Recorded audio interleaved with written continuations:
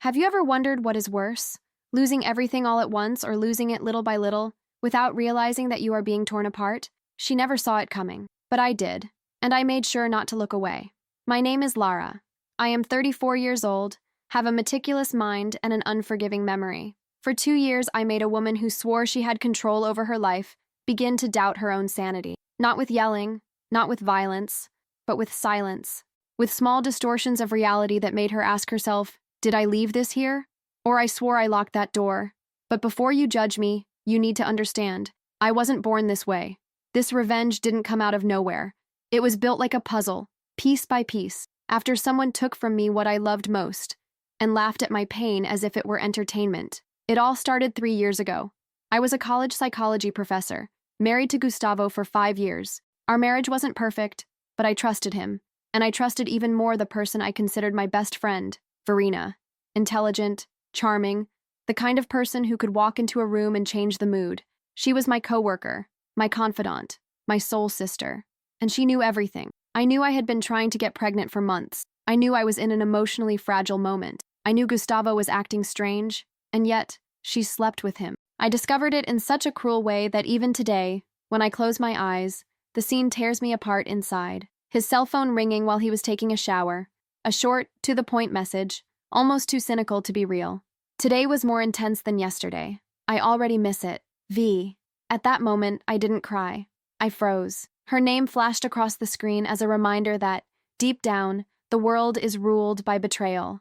And the worst part? They continued to treat me normally, as if I were blind, as if I were stupid, as if I didn't deserve to know. For weeks I just watched. I didn't confront, I didn't explode. The pain turned into something denser, more dangerous. And then one night, standing in front of the mirror, something inside me snapped. It wasn't about what they did to me anymore. It was about what he would do next. That's when I made a silent promise. Verena will doubt her own mind until she begs for answers. And when she realizes, it will be too late. It started with a book being moved around. Then, a mysterious message left on her locker at university. A piece of clothing disappearing. An open drawer that she was sure she had closed. She thought she was distracted. Afterwards, I thought I was tired.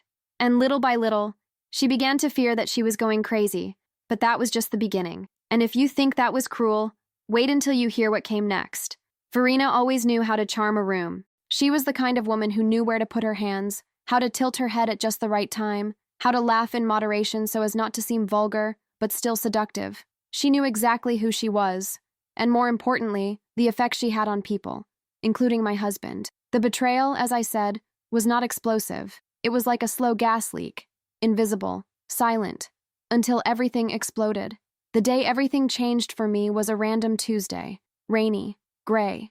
I had a slight fever, had canceled my afternoon class, and decided to go home early. Gustavo had said he would be working late. He said it with a kiss on the forehead and a smile that, today I know, was rehearsed. I got home and heard voices, muffled laughter. My first impulse was to think he was watching TV, until I saw the women's shoes near the door. They weren't mine. My knees felt weak, but I didn't make a sound. I approached the room. It was dark. Only the hallway light was on. The voices were coming from upstairs. I climbed each step like someone climbing the scaffold. The bedroom door was half open. I didn't need to go in. The corner mirror, the one I picked out myself at an antiques fair, reflected everything. His body on top of hers. The muffled sound of betrayal.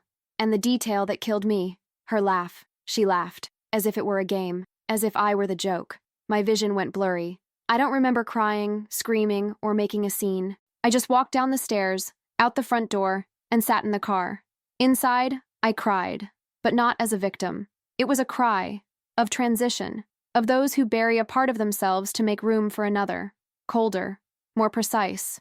That night, I booked a hotel room. I didn't answer the phone. The next day, Verena texted me, "Friend, are you okay? You disappeared yesterday.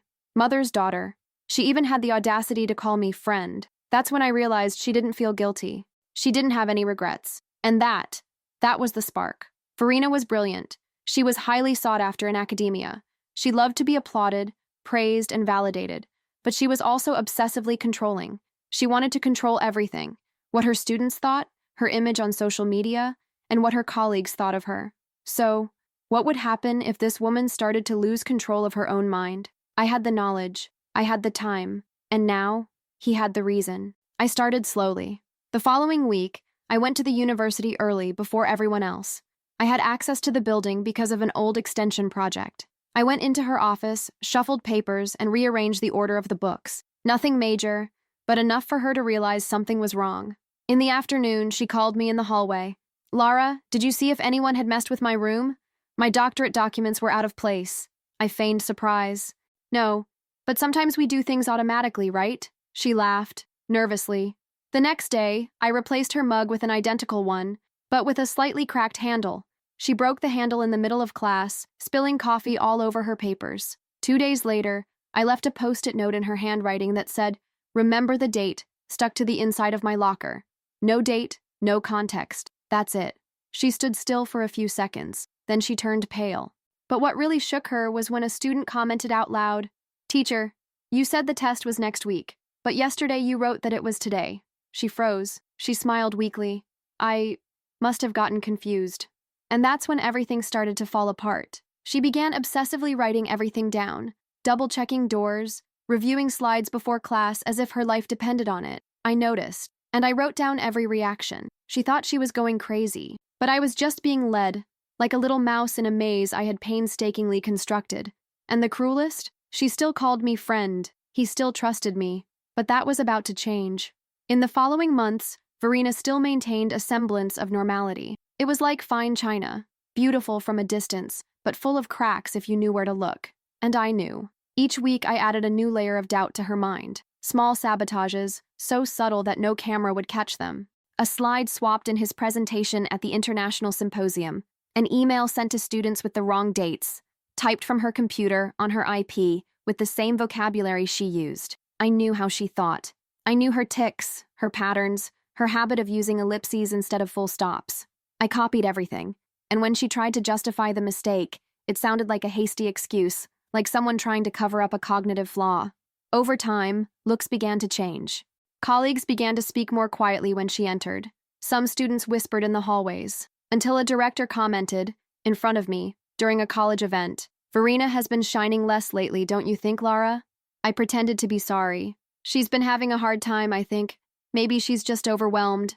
And I let the silence work for me. Verena began to avoid meetings. She arrived later. She left earlier. She started walking around with sunken eyes, poorly applied makeup, and clothes she would never wear before. In the teacher's lounge, I heard her say to the coordinator, "I keep forgetting things. Sometimes I'm sure I did something, and then it seems like I didn't. I don't know if it's stress or—" She didn't finish her sentence, but the coordinator's look said it all. That's when I decided to step it up a notch. I started manipulating his life outside of university. I created a fake Instagram profile with carefully chosen photos, books she read, cafes she frequented, quotes she loved. It was as if a dark version of herself had come to life, and this profile started following her, liking her photos, leaving strange comments. "Do you remember what you forgot yesterday? You are being watched. You are not who you think you are." She blocked it, but I created another one. One more time, one more version, until one day she wrote on her story, "If anyone close to me is doing this, please stop. I'm at my limit." But I didn't stop, because her limit was still far away, and I needed her to cross that line. The last straw came on a Saturday. Gustavo and I were still married, but we lived like strangers. He slept in another room. He said he was confused, that he didn't know what he wanted. I pretended to care. Pretending was something I was becoming good at. He told me he was going away on the weekend with some friends. Lie. I already knew that he and Verena were going to spend 2 days at a guest house outside the city. She had booked with her own card, and the network system allowed me to see the confirmation. So the night they arrived, I did something simple. I bought a cell phone chip, registered it with the name Dr. Verena A., and used it to send a message to the guest house's cell phone. "I need my room changed." I heard whispers at night. "The man I am with is not trustworthy." Signed with Verena's number.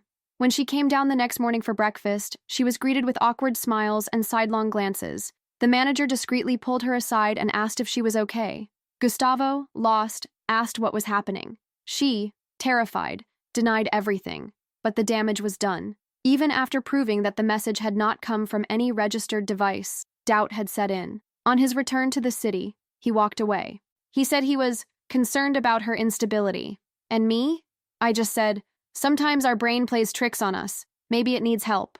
It was at this point that Verena's mind began to truly crack. She cried for no reason, missing important events. She was removed from postgraduate studies on medical advice. And most symbolic of all, she deactivated all social media. The woman who lived off applause was now hiding from her own shadow. But my revenge had not yet reached its peak. She needed to understand that there was a reason for all of this, that there was a force behind the chaos, and that force had a face. As Verena crumbled before everyone's eyes, I finally began to breathe, really breathe. There was something deeply liberating about watching her stumble over her own vanity. The woman who had always controlled everything now couldn't even control her own thoughts. And as she sank, I blossomed. I smiled naturally again. I started giving more lectures, writing articles, and standing out in academic circles. Without her around, without her narcissistic shadow, the spotlight slowly turned to me. But there was still a gap. I wanted Verena to feel my presence without knowing where it came from, that he could sense my gaze between the lines of everything. I wanted her to feel what I felt that night when I saw her in my bed with my husband. Helplessness, confusion, subtle panic. And for that, it was time to stop being just a ghost behind the scenes. I needed to touch the core of what she valued most, her intellectual identity. I started to plant doubts in the academic community. I sent anonymous emails to the panel evaluating his research project, asking whether some passages were plagiarized, with carefully crafted but convincing comparisons. And the worst part? I used real parts of forgotten articles that she probably read years ago.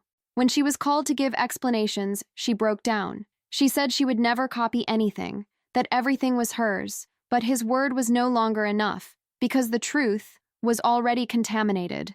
At this point, she began to doubt herself. From your own ideas. He began to review the texts 10, 20 times. She even rewrote an entire article from scratch because, according to her, it looked like someone had messed with it.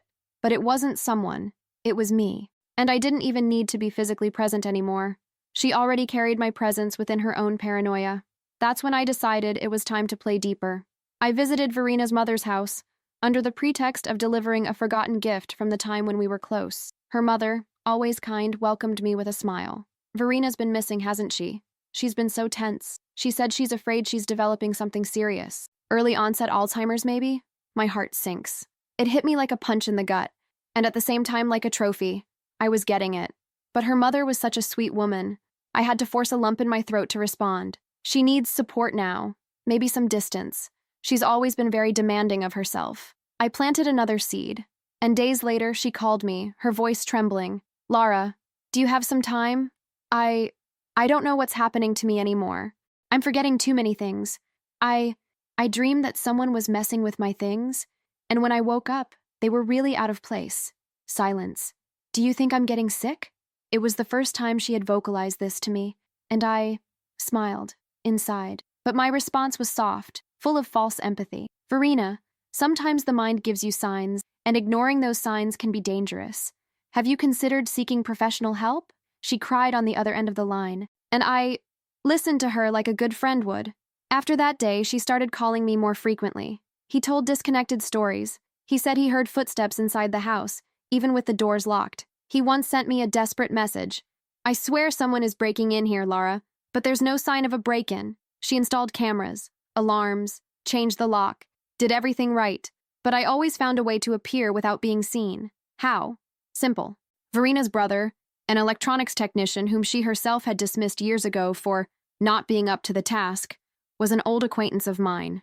And with a good excuse and a pinch of emotional blackmail, he helped me set up remote access to her security system without even imagining the real reason. The irony? She kept saying he was dysfunctional. Now he was helping me make her feel exactly that. And every night she heard a strange noise. Every morning an object was out of place. With every mysterious notification on your phone, she sank deeper into the abyss I had dug beneath her feet. The old Verena, arrogant and full of certainties, no longer existed. What was left was a broken woman, paranoid, isolated, and, ironically, desperate for the only person she still trusted. Me. Cruel era? Yes. But none more cruel than seeing my marriage, my emotional health, and my ground being destroyed by someone who smiled in front of me while stabbing me in the back. The plan was working, but the final act was still missing. The revelation. I wanted her to know at the right moment that everything had a name. My Verena was on the verge of a breakdown. But like any mind accustomed to control, it still struggled. It still tried to find logic, patterns, reasons. She sought explanations for every failure, every confusion. But what she didn't know is that it was all orchestrated. And now I was about to play the highest notes of my plan. I started with something simple. She was still teaching, with a reduced workload. And one morning an envelope appeared on her desk. Beige paper, no sender. Inside there was just one sentence typed in Courier New font, printed on artificially aged paper. You know what you did, and you are paying for it. Unsigned. No trace, no fingerprints, nothing. She freaked out. He locked the door to the teacher's lounge and called the coordinator. She said she felt persecuted. She was instructed to take out a new license. She left the campus in tears, trying to hide it under dark glasses. But I followed her from a distance, sitting on a stone bench like a living shadow. And then came the next step. Verena lived in a fancy loft, one of those buildings with big glass windows and automated doors. Inside, she obsessively kept everything in its place, books lined up by color, a minimalist kitchen, discreet scents spread with automatic diffusers. It was the sanctuary of perfection. So, one morning, while she was sleeping, I did something simple. I sent a message from the email address of the fake psychotherapist profile I had created weeks earlier with the following subject: appointment confirmed, consultation for dissociative identity disorder. The message was clean, technical, but cruel. Hello, Verena. As requested, we have confirmed your session for Thursday at 6 p.m. to begin treatment. Don't worry. Many people take years to accept that the voices and blackouts have a name. We are here to help. She woke up, read it, and panicked. The next morning, I got a call at 7:42 a.m. Lara. Someone texted me about an appointment I never made. They knew my full name, my personal email. They said I have identity disorder. That doesn't make sense. I didn't make that appointment. I feigned astonishment, then muttered, maybe it's a scam.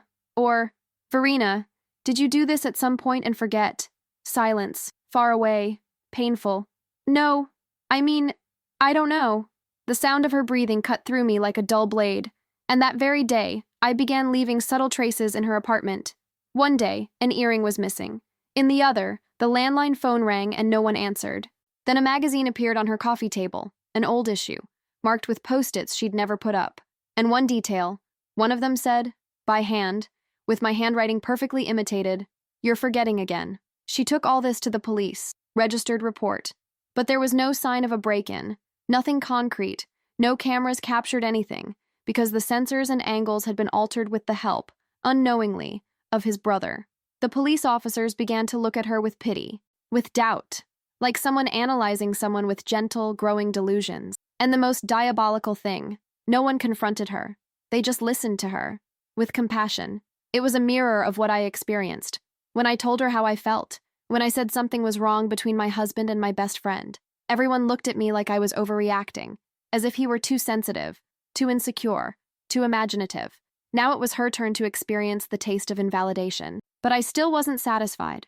I decided to mess with your story, with the only part of her life she said she would never touch again, the past. Using the same fake email, I contacted the university where she had graduated, claiming to be herself, and requested the immediate deletion of all records, citing identity and privacy issues. I also sent a letter with the same digital signature, requesting to leave the group of former students of the class. When Verena was contacted to confirm the requests, which she, of course, denied, she burst into tears. He said someone was trying to erase his existence, and it was true.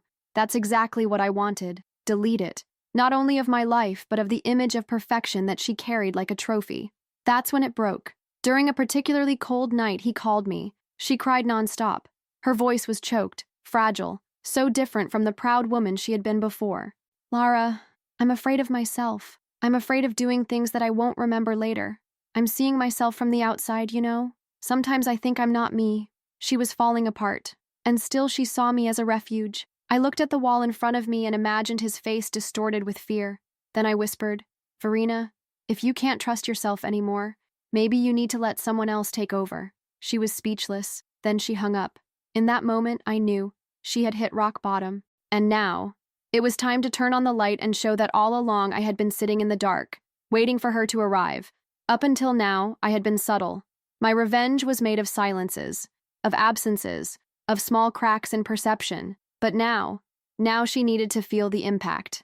Don't just doubt your own mind. She needed to panic. Verena was frail, almost unrecognizable.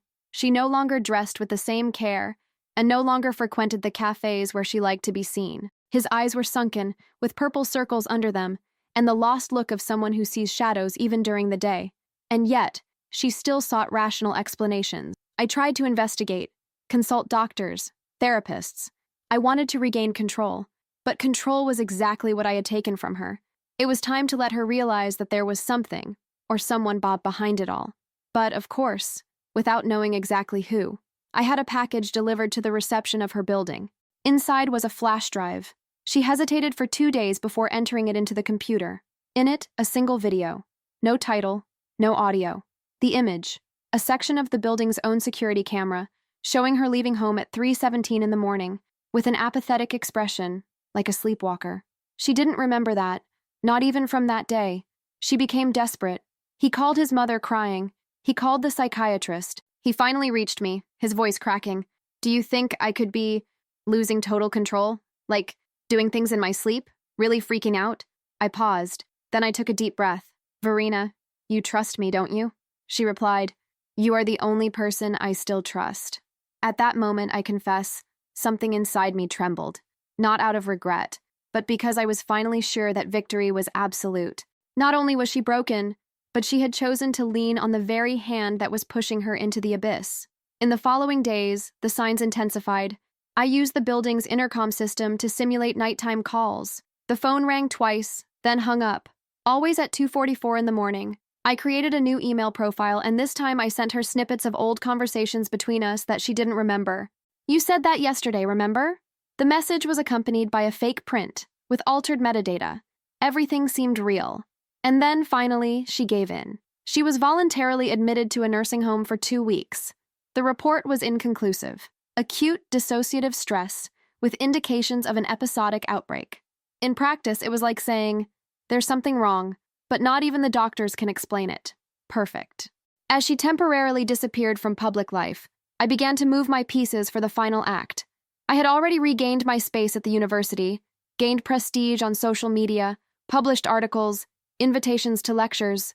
No one associated my name with the trauma from before anymore. Now I was the inspiring woman, the resilient one, the one who overcame a broken marriage. But silently, I was the architect of another woman's destruction, and it was at that moment that I decided to let her see the face behind the chaos. Not directly, not yet.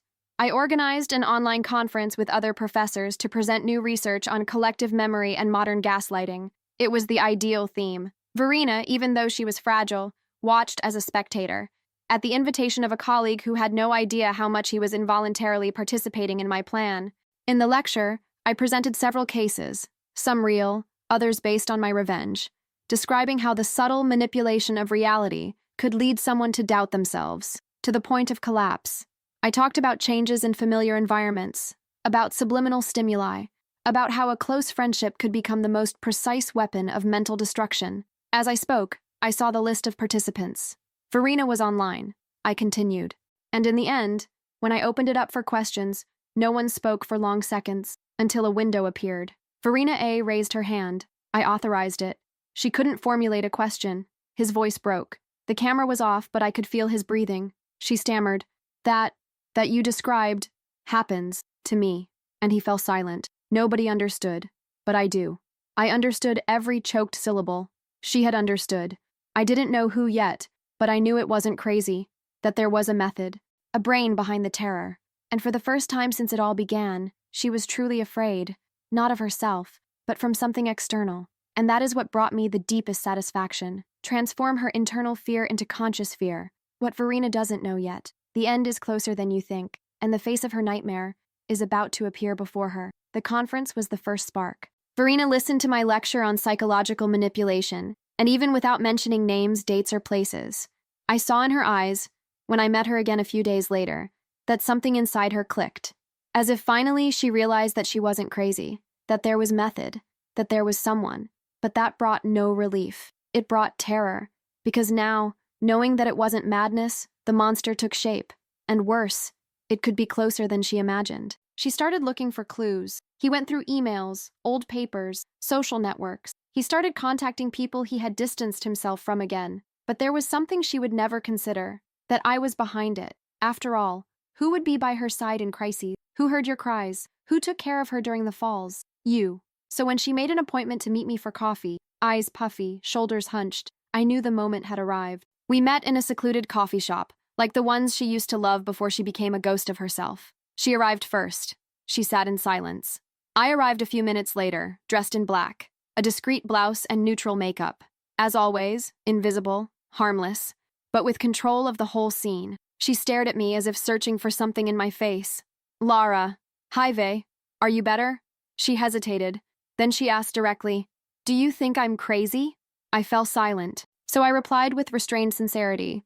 I think you've been led to believe that. She trembled. I heard your talk, that part about friends becoming weapons. I tilted my head. Try? She looked down.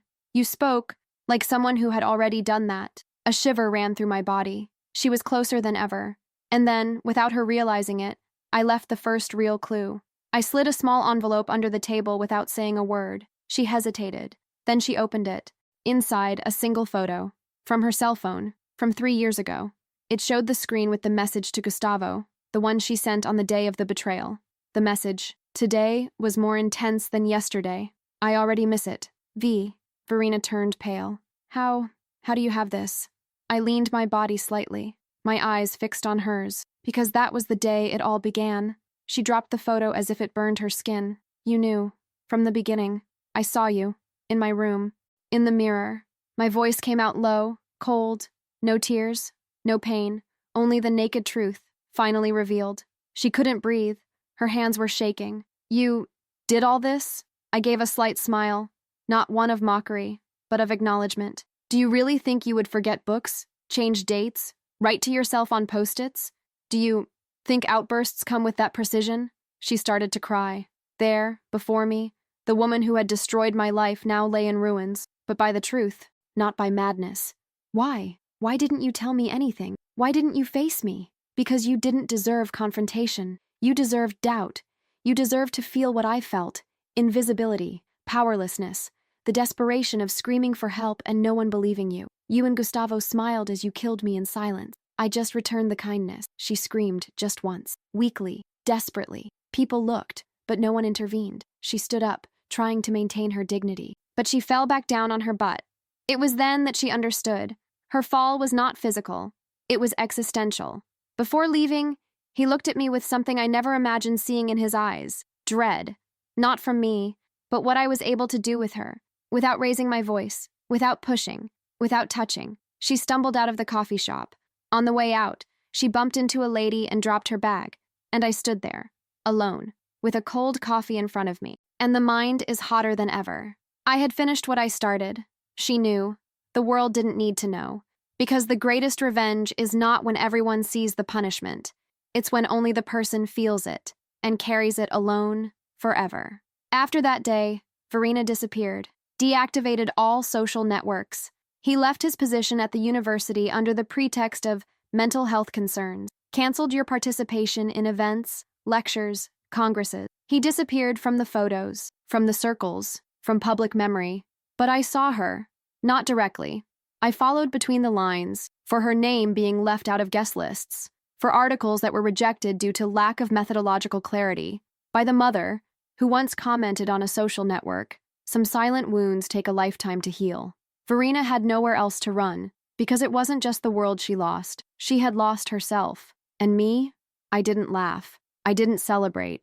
The truth is, when we reach the peak of our own revenge, what remains is a different silence. Not the silence of pain, but the end of a storm. The first few weeks after the revelation were quiet, almost strange. The feeling of mission accomplished was mixed with an emptiness that I couldn't name. I was going to sleep early. I woke up early. He worked with almost surgical efficiency, but there was something that bothered me, something I didn't want to admit. She was still alive inside me. Verena didn't need me to suffer anymore. I had left her in such a state of confusion that every shadow seemed mine. She began to seek spiritual help. He even had regression sessions. She said, in an anonymous forum I discovered by chance, that she believed she was possessed by a presence that had been watching her for years. No, she was not possessed. She was accompanied by the echo of the choices you made. One day, without warning, I received a letter. Not by email. A royal letter. Handwritten. The sender was a fictitious name, but I recognized the handwriting. It was hers. Lara, I won't accuse you. I won't try to understand what you did. I just want you to know that yes, I get it. Little by little, among the shards, I saw his presence. And as much as it hurts, as much as it destroys me, part of me understands. I betrayed you. But what kills me the most is knowing that, until the end, I trusted. You were my friend, my sister, and I was the serpent in the garden. May I now live what I planted. Verena. I folded the letter, emotionless. I kept it in a box along with the other souvenirs that don't deserve to be on display. That wasn't an apology. It was a recognition, and that is the biggest prize of all. Meanwhile, Gustavo, the other person responsible for my hell, was experiencing a series of silent failures. After Verena left, he tried to get back together with me. He sent flowers, cards, long messages, but all he deserved was the same kind of response he gave me when I confronted him about the betrayal. Silence. Today, he lives in a smaller town, trying to rebuild his reputation, works as a freelancer. He gives empty lectures on ethics in communication. The irony makes me laugh sometimes.